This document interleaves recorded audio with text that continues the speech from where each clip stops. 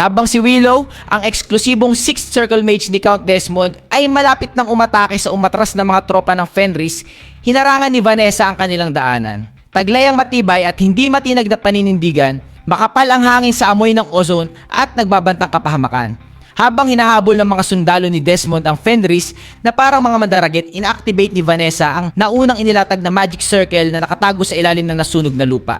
Nagnining ang kanyang mga mata ng kakaibang liwanag habang naghahanda siya ng kanyang kontra-atake. Isinagawa niya ang magic flame strike at ang kanyang boses ay umalingaw-ngaw na parang hudyat ng digmaan sa gitna ng magulong labanan. Sa sandaling binigkas niya ang mga salitang iyon, agad na naunawaan ni na Commander Horton ng Two Wings Knights at ng kanilang Panginoong si Count Harold Desmond kung ano ang mangyayari. Isang saglit, isang tibok ng puso. Natila tumigil ang oras, ngunit sa sandaling iyon, kitang-kita sa kanilang mga mata ang matinding takot habang sumagi sa kanilang isipan ang kanilang kahinaan. Maging ang hangin ay tila sumigaw bago ang pagsabog. At pagkatapos, isang napakalaking pagsabog ang naganap.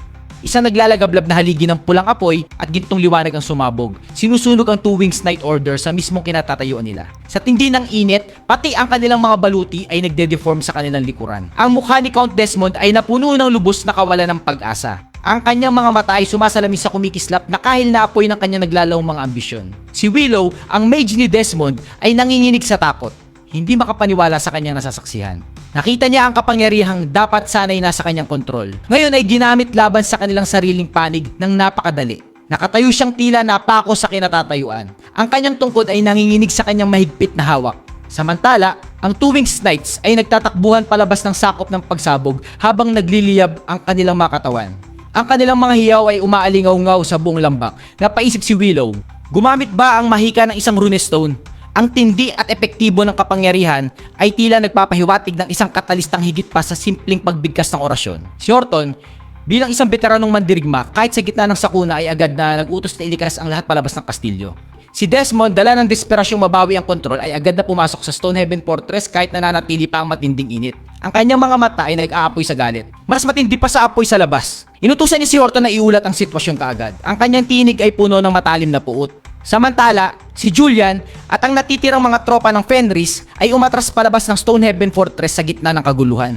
Kumilos sila ng may disiplinadong bilis. Sinasamantala ang makapal na usok upang itago ang kanilang pag-alis. Mula sa malayo, pinagmamasdan nila ang naglalagablab na kuta. Tila isang naghihingalong araw sa abot tanaw. Sa pagtanaw sa pinsalang dulot nito, pinuri ng mga kabalyero ng Fenris si Vanessa. Ang kanilang mga tinig ay puno ng paghanga at ginhawa. Ang pari na si Payet, na hindi sanay sa malupit na realidad ng digmaan, ay halos mataranta. Ang kanyang mga kamay ay nanginginig na parang mga ibong nakulong. Nang tingnan niya si Jillian, napansin niyang duguan ang kamay nito.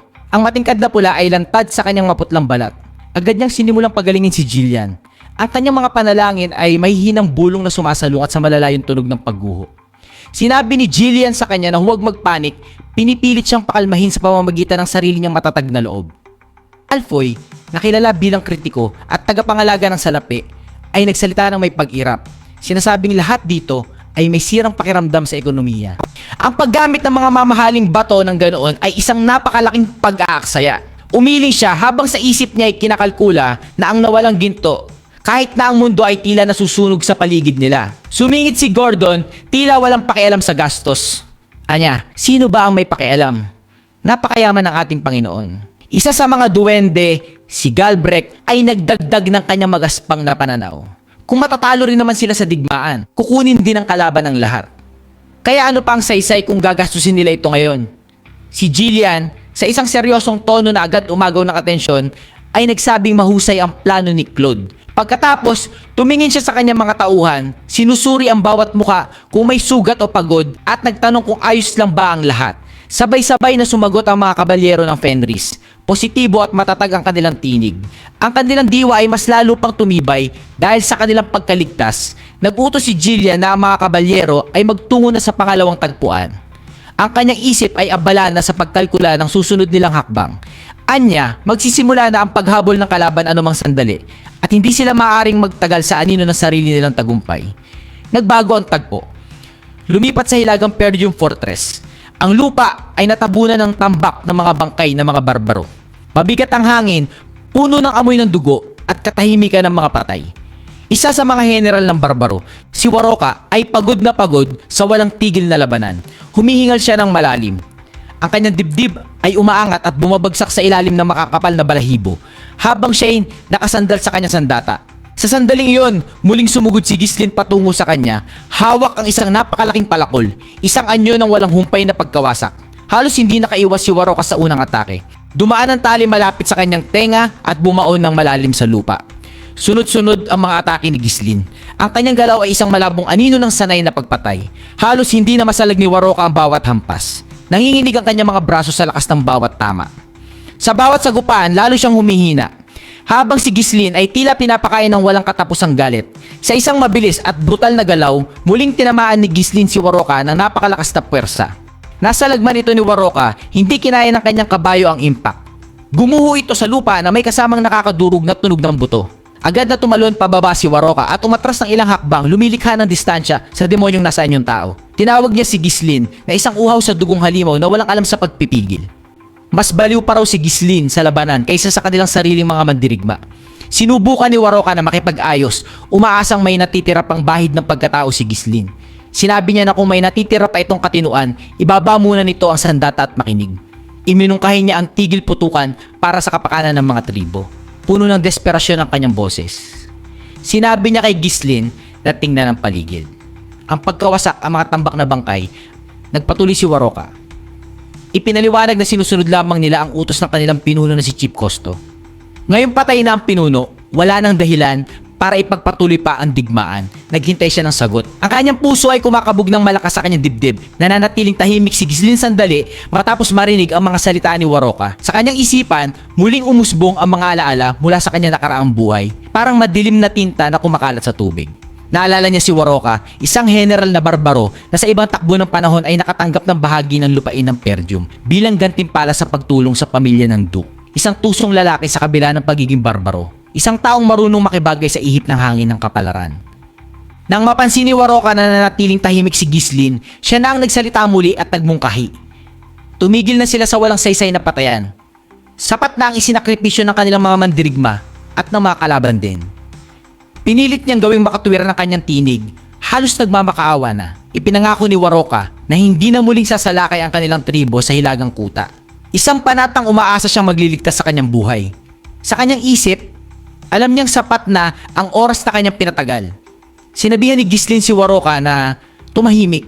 Ang kanyang boses ay malamig at paos. Pagkatapos, tumalon siya mula sa kanyang kabayo. Ang kanyang anyo ay nakasilweta laban sa mapanglaw na kalangitan. Nagpakawala siya nakakatakot na pababang hampas patungo kay Waroka. Sa pagkakataong ito, hindi na nasalag ni Waroka ang atake. Ang kanyang depensa ay nabasag na parang salamin.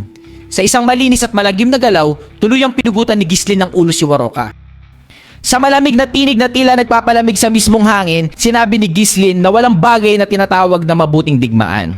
Nakatayo siya sa ibabaw ng bumagsak na general, parang isang madilim na tagapagbantay. Ang natitirang mga barbaro ay nabalot ng matinding takot kay Ghislaine.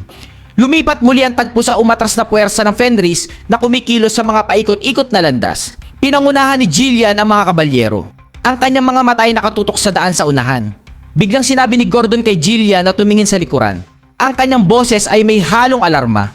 Paglingon ni Jillian, nakita niyang halos naabutan na sila ng mga puwersa ni Desmond. Ang kanilang mga bandila ay nagwawagayway na para mga buitre sa malayo. Sa kampo ng kalaban, ipinaalam ni Horton sa kanyang Panginoon na sa wakas ay natuntunan nila ang mga dag. Ang mukha ni Desmond ay napilipit sa paghihiganti at tuwa at agad niyang iniutos ang paglusob. Sumigaw siya na kung hindi nila mapabagsak ang Fenris ngayon, maaaring hindi na sila magkaroon pa ng isa pang pagkakataon. Nataranta si Pete nang makita kung gaano nakalapit ang mga kalaban. Ang kanyang mga panalangin ay naging mabilis at magulo. Hindi makapaniwala si Alpoy na kahit nakaranas na ang mga kalaban ng matinding pinsala mula sa Flame Strike, nakahabol pa rin ang mga ito ng ganong kabilis. Nagtaka siya kung anong uri ng kabaliwan ang nagtutulak sa kanila upang baliwalain ang sarili nilang mga patay. Habang tinitingnan ni Jillian ang paparating na hukbo, isang madilim na dagat ng bakal.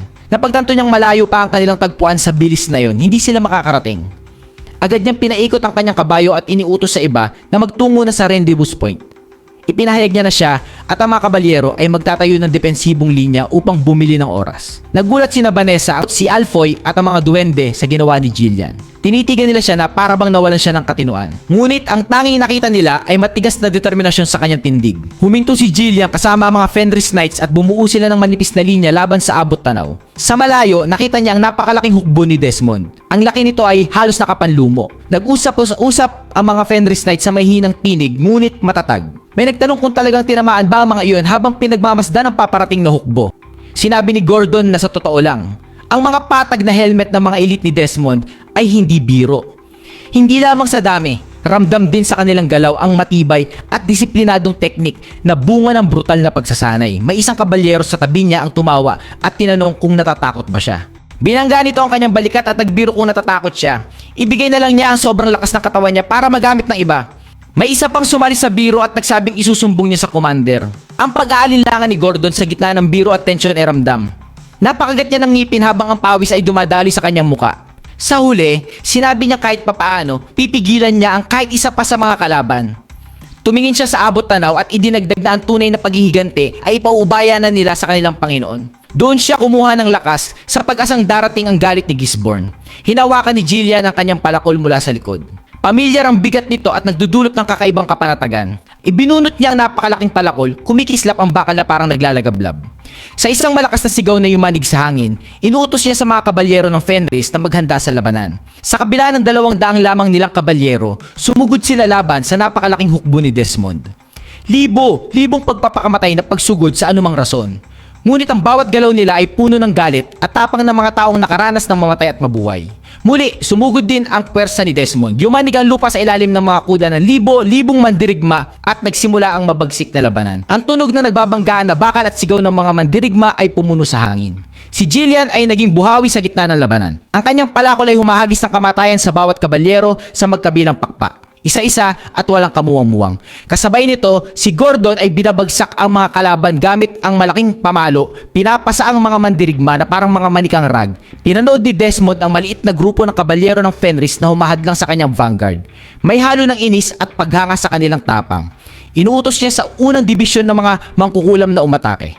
Ang kanilang mga incantation ay bumuo ng hindi kaaya-ayang himig. Nagpapaputok sila ng mga fireball sa mga kabalyero na nagliliparan sa hangin na parang mga bumabagsak na bituin. Natakot ang ilang mandirigmang bakal sa ganitong uri ng mahika, ngunit nanatiling nakaposisyon at handa. Ang mga armor na gawa sa Dwarven technology ay kayang hadlangan ang mga palaso at talim, ngunit hindi matitigman ang matinding mahika ng mga fireball. Sa huling sandali, bago tamaan ng mga kabalyero at masunog, bumalik si Vanessa sakay ng kanyang kabayo. Sumugod siya sa gitna ng labanan at itinaas ang kanyang staff, bumuo ng kumikislap na barrier upang harangin ang mga fireball at protektahan ang mga kabalyero. Nagulat sina Horton at Desmond. Iniisip nilang tumakas na si Vanessa, ngunit kasama ng iba, tumayo siya sa gitna ng Fenris Knights parang haligi ng liwanag, nagbibigay ng literal at simbolikong proteksyon sa kanyang mga kasama sa pinakagitna ng labanan. Hinarap ni Jillian ang Two Wings at si Knight Commander Horton. Nagtagpo ang kanilang mga mata sa gitna ng dugo at alikabok. Sa wakas, nakilala ni Horton si Jillian bilang dating Ratatosk mercenary captain. Ang mga alaala ng nakaraan ay bumalik at kitang-kita ang pagmamataas at panlilibak sa kanyang tono. Naglabas ang lahat ng galit at hinanakit, tila pinag-uusapan ang isang transaksyon na nagkulang sa katuparan. Pinagtawanan ng ideya ng mercenary na nagtataglay ng kabalyerong dangal. Habang nagkakaayos sa fighting stance, handa na sa isang malupit na engkwentro. Sa mata ni Jillian ay nasasalamin ang karanasang nakakita sa katapusan ng mundo, binago ng Panginoon Jesus Lane. Ang kanyang buhay ay binigyan ng layunin na higit pa sa ginto at dugo. Ang pangarap ng Panginoon ay naging kanyang pangarap at handa siyang mamatay upang matyak na matutupad ang pangarap na yon.